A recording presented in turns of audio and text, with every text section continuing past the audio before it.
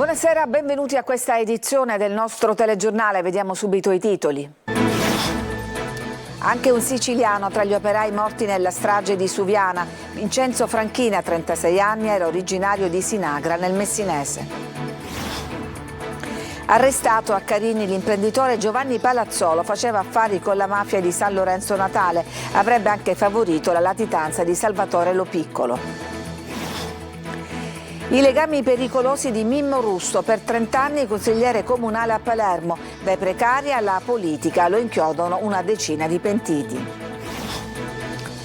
A Catania, centro e periferie invasi dalla vegetazione incolta che ricopre strade e marciapiedi, un pericolo costante per i pedoni. La polizia celebra 172 anni dalla sua fondazione. Il questore Bellassai. A Catania, prioritaria la lotta alla mafia, senza trascurare la microcriminalità. Trova un teschio mentre passeggia per i sentieri di Pantalica, la scoperta di un ambientalista nella necropoli con oltre 5.000 grotte. A Catania cresce l'attesa per il derby con il Messina di domenica. In palio, oltre a punti salvezza, anche la possibilità di disputare i play-off.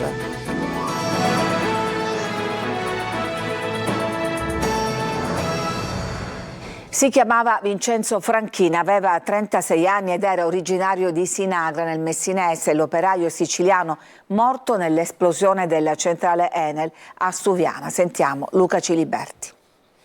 Un siciliano come tanti, scappato dalla Sicilia per lavoro. Una persona educata, schiva, di poche parole, gentilissimo e soprattutto un grande lavoratore. Così come lo ricorda Sinagra, nel Messinese. Vincenzo Franchina, perito industriale, una delle vittime dell'esplosione della centrale idroelettrica di Bargi al lago di Suviana, sull'Appennino bolognese. Aveva 36 anni, sposato da 1 anno e padre di un bambino di 3 mesi.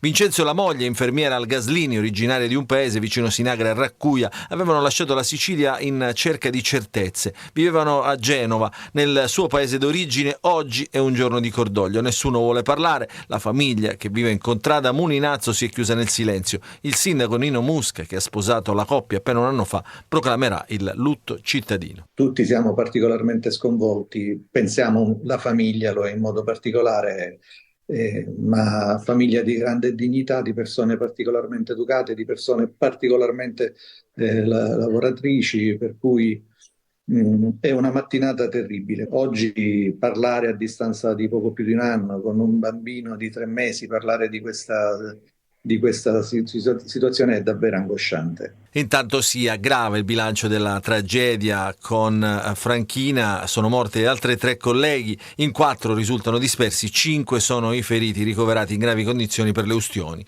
Secondo un testimone che ha raccontato di aver visto le fiamme della centrale elettrica Enel Green Power del lago di Suviana, si è scatenato l'inferno intorno alle 14:30 di ieri, quando una turbina è esplosa all'8° piano sotto lo zero, causando prima un incendio e poi l'allagamento del 9° col crollo di un solaio. Il ministro per la protezione civile Nello Musumeci ha inviato sul posto un team per rafforzare il coordinamento delle strutture operative impegnate nei soccorsi. Arrestato a Carini l'imprenditore Giovanni Palazzolo, avrebbe fatto affari con la mafia di San Lorenzo Natale, favorendo anche la latitanza del boss Lo Piccolo. Sentiamo Adelaide Barbagallo. Giovanni era a disposizione di tutti. Se c'era un problema al comune di Carini si parlava con lui. Era come un tramite tra il comune e la famiglia, dicono i pentiti. La famiglia è la cosca legata al mandamento di San Lorenzo Tommaso Natale e il Giovanni di cui parlano è l'imprenditore Palazzolo, 68 anni, attivo nei settori dell'edilizia, della logistica e della ristorazione.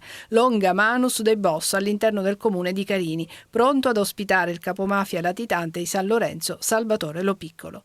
L'indagine della Procura di Palermo, che ha portato all'arresto di Giovanni Palazzolo, nasce dalle dichiarazioni dei collaboratori di giustizia Antonino Pipitone e Gaspare Pulizzi, per anni correggenti della famiglia mafiosa.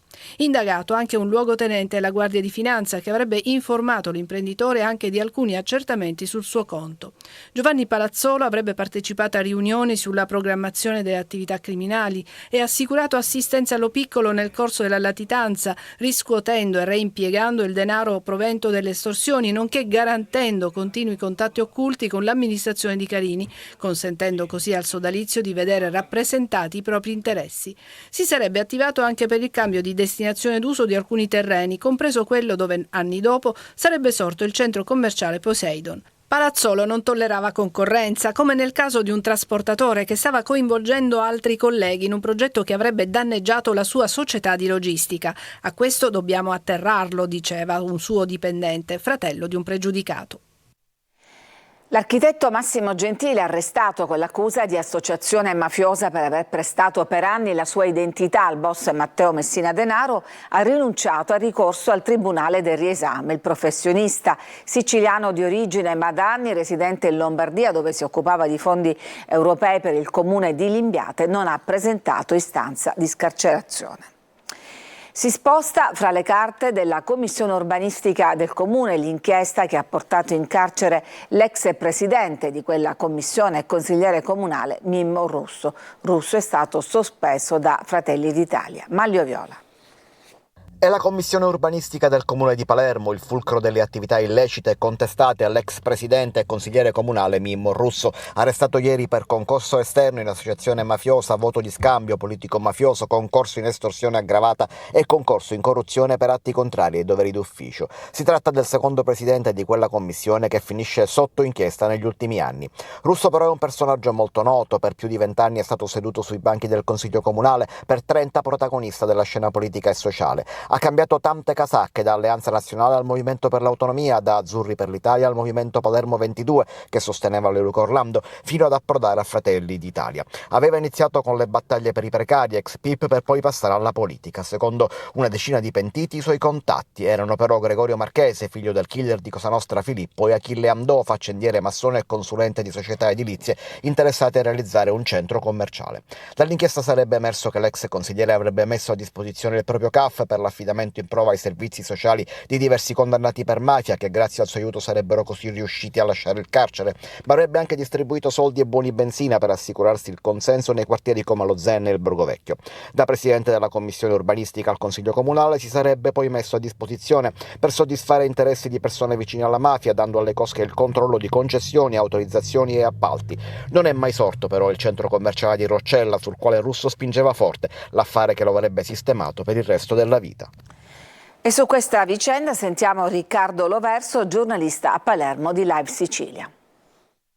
Fatto salvo il principio di non colpevolezza che vale per tutti, l'inchiesta svela un malsano rapporto fra mafia e politica, con il politico di turno, in questo caso il consigliere comunale, ex consigliere comunale Mimmo Russo, che bussava alla porta dei mafiosi per avere consenso elettorale. I voti si pagavano e si pagano, perché nulla fa pensare che le cose purtroppo siano nel frattempo cambiate, con un buono di benzina, con un sacchetto della spesa, con la promessa di essere inseriti in una cooperativa sociale o per un posto di lavoro in un supermercato, ancora per avere una corsia preferenziale nella macchina della burocrazia comunale. Perché accade tutto questo? Perché purtroppo è radicata la cultura della scorciatoia, ma anche perché ci sono sacche della città di Palermo dove purtroppo è ancora più conveniente rivolgersi al Mamma Santissima di torno piuttosto che allo Stato. Si fa più in fretta e si risolvono le cose più facilmente. Purtroppo dobbiamo prenderne atto, altrimenti rischiamo di vincere la battaglia contro la Cosa Nostra e perdere purtroppo quella sociale. Si è insediata oggi pomeriggio a Palazzo d'Orleans la cabina di regia per l'emergenza idrica, a coordinarla il capo della Protezione Civile, Salvo Cocina. Si è insediata nel pomeriggio a Palazzo d'Orléans la cabina di regia per l'emergenza idrica istituita dalla Giunta regionale di governo su iniziativa del presidente della regione Renato Schifani. La struttura è guidata dallo stesso governatore e coordinata dal capo della Protezione Civile siciliana Salvo Cocina.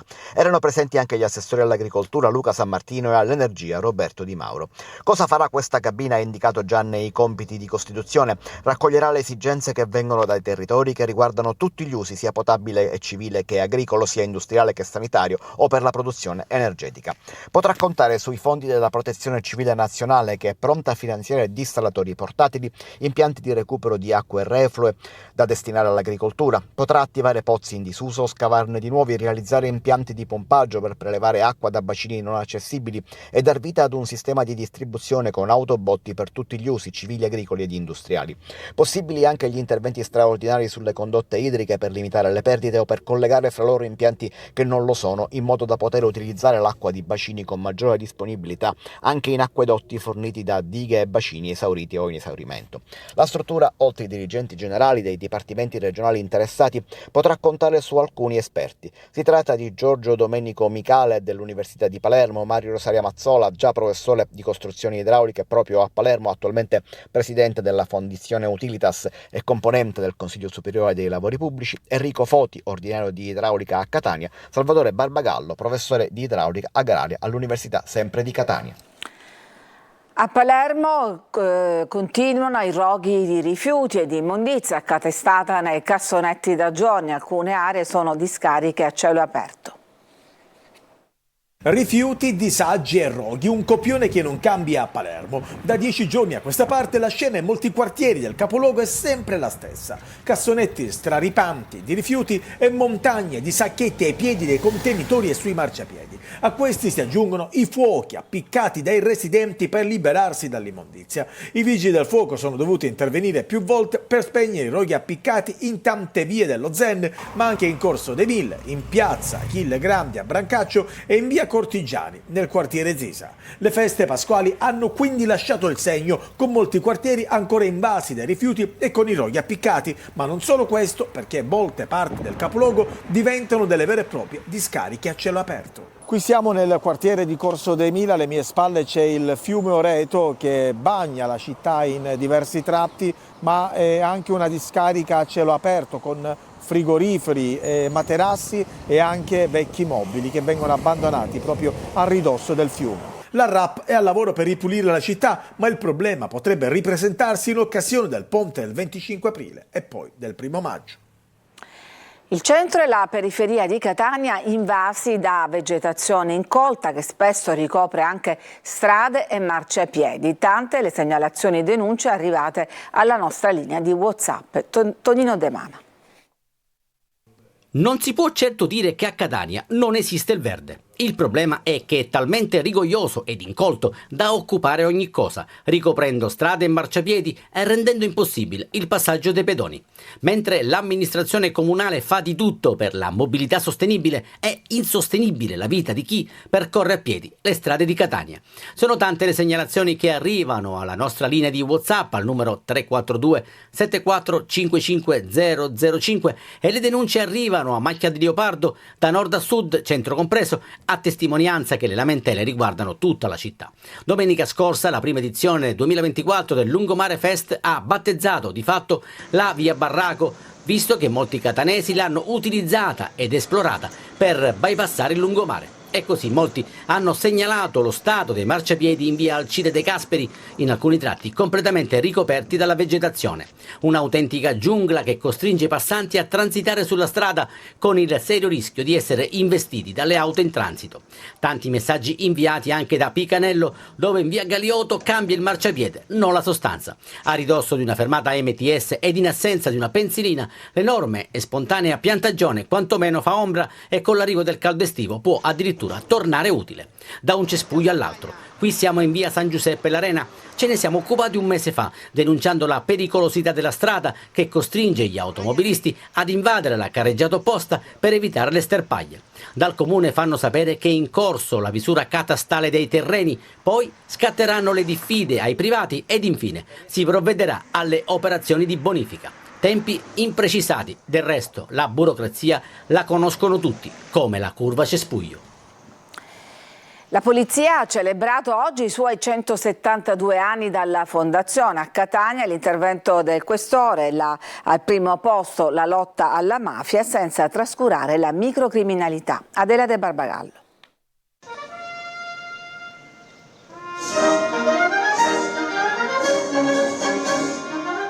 Essere Lavorarci sempre con il massimo impegno, con coraggio e un incessante lavoro di squadra. Anche a Catania la polizia celebra i 172 anni della sua fondazione. In piazza Bellini il saluto degli agenti ai rappresentanti delle istituzioni. All'interno del Teatro Massimo il messaggio al ministro Piantedosi e del capo della polizia Pisani. E poi l'intervento del questore Bellassai, che racconta di una Catania di rara bellezza, invidiata da tutti, cui fanno da contraltare le problematiche di alcuni quartieri. Catania è una città straordinaria. È mare e montagna, ma è anche altro. È Librino, periferia geografica del capoluogo, è San Berillo, è San Cristoforo, tutti contesti territoriali che fanno da contraltare alla magnificenza di Piazza Duomo. Prioritaria la lotta alla mafia, che è violenta, arrogante e soffoca le attività positive del territorio. È il nemico, perché erode le fondamenta della struttura su cui faticosamente si regge la convivenza sociale. E nel silenzio delle armi che hanno turbato i sonni dei catanesi negli scorsi decenni, tenta di rubare la loro libertà. Non meno importante la lotta alla microcriminalità e il contrasto all'illegalità, fenomeni che rendono meno attrattiva Catania. Parlare di parcheggiatori abusivi e di uso del casco in una realtà contrassegnata da dinamiche criminali così importanti può sembrare perfino paradossale. Non lo è. Cerimonie in tutte le città dell'isola. A Catania, oltre a premiare gli agenti che si sono distinti nel loro lavoro, sul palco si sono susseguiti attori e cantanti catanesi per dare valore alla cultura cittadina. Tra loro il poliziotto Antonio Costa, che ha cantato un brano di Bocelli, e poi ancora Luca Madonia e Donatella Finocchiaro. Un turista svizzero di 48 anni e la figlia di 11 anni sono stati soccorsi nella spiaggia di Cefalù questo pomeriggio. L'uomo ha rischiato di affogare insieme alla bambina. Un altro turista si è tuffato in acqua ed è riuscito a riportarli a riva. Poi sono intervenuti anche i militari della Capitaneria di Porto e un agente di polizia è libero dal servizio. Le condizioni del padre sono gravi, è stato trasportato al pronto soccorso di Cefalù in codice rosso. La figlia si trova invece all'ospedale dei bambini di Palermo. Ci fermiamo, c'è una pausa per la pubblicità, torniamo tra poco con altre notizie.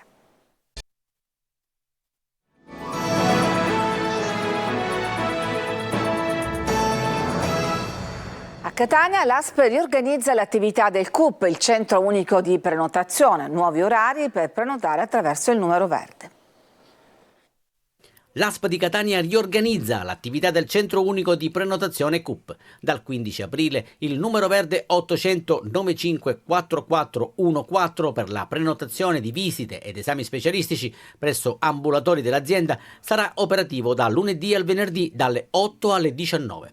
La rimodulazione degli orari di apertura al pubblico del CUP, fa sapere l'ASP, rientra nel piano di interventi disposti dalla direzione strategica dell'azienda guidata dal commissario straordinario Giuseppe Lacangasenzio, con l'obiettivo di migliorare la funzionalità del servizio e di garantire l'accessibilità e la fruibilità delle prestazioni sanitarie erogate. Nel corso degli ultimi 2 mesi l'attività del CUP, sottolinea l'ASP, è stata sottoposta ad un monitoraggio quotidiano. Sono state assegnate nuove risorse umane con incremento di professionalità interne e reclutamento di altre 10 unità. È in corso la riorganizzazione dell'attività di front e back office per ottimizzare il lavoro degli operatori, accompagnare gli utenti nella fruizione del servizio e ridurre i tempi medi di risposta, semplificando anche le procedure interne. Un teschio umano tra i sentieri della riserva di Pantalica a Siracusa è la scoperta che ha fatto un giovane ambientalista durante un'escursione. Francesco Aloi. Camminando per questi sentieri ci si immerge in un paradiso terrestre. Siamo nella riserva di Pantalica a Siracusa. È qui che un giovane ambientalista ha trovato un teschio umano. Vedo un percorso che sale su a monte, lo percorro per all'incirca 200 metri e mi trovo davanti letteralmente un teschio umano, cosa che non mi aspettavo. Adesso i carabinieri stanno facendo tutte le analisi per capire a quale epoca appartenga, anche se pare risalga ad un periodo tra il XIII ed il VII secolo a.C.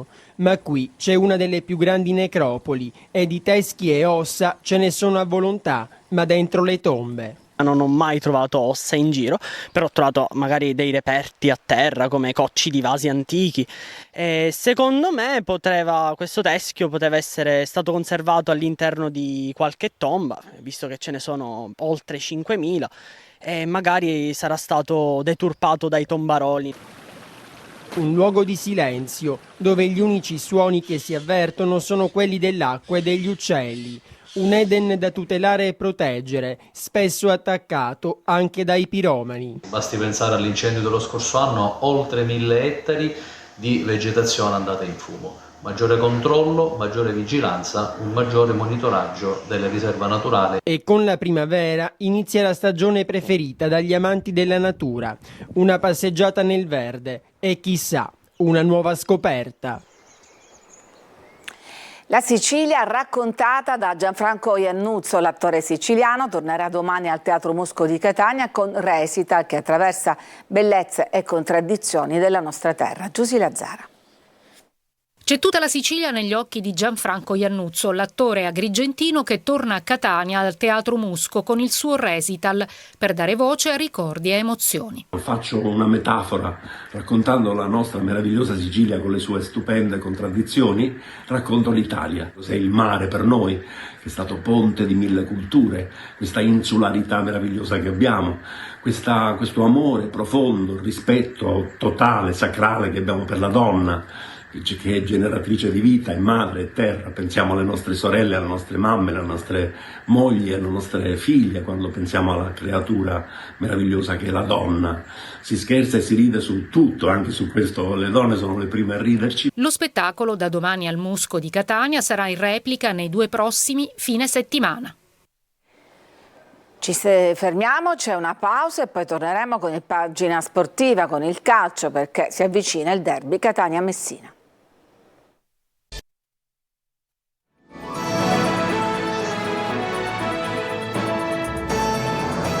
Siamo al calcio, settimana importante per il Catania in chiave salvezza. Al Massimino domenica sera arriverà il Messina per un derby fondamentale per evitare i play-out. Francesco Triolo. Un derby per rinascere o sprofondare. Il Catania si trova ad un bivio nel momento più complicato della stagione, quello che precede la partita contro il Messina, e 3 giornate per evitare i play-out. Adesso bisogna fare i conti ed i punti, perché la squadra di Zeuri si trova al quintultimo posto a quota 39, appaiata al Monopoli, e in parità negli scontri diretti con i biancoverdi. Sarebbero salvi grazie alla migliore differenza reti assoluta, ma lo sprint finale è tutto da scrivere. Il quintultimo posto potrebbe anche valere la salvezza diretta, visto che il vantaggio sulla penultima, il Monterosi, è superiore agli 8 punti. Tutto naturalmente dipende dai risultati delle ultime 3 giornate e il Catania giocherà 2 partite su 3 al Massimino, con un calendario in teoria di media difficoltà per una squadra alla quale potrebbero servire 5-6 punti per mettersi al sicuro. Ma intanto c'è da pensare al Messina, che arriverà a Catania con la testa libera, 44 punti in classifica, che consentono alla squadra di Modica di giocare senza le pressioni che avranno i rossazzurri.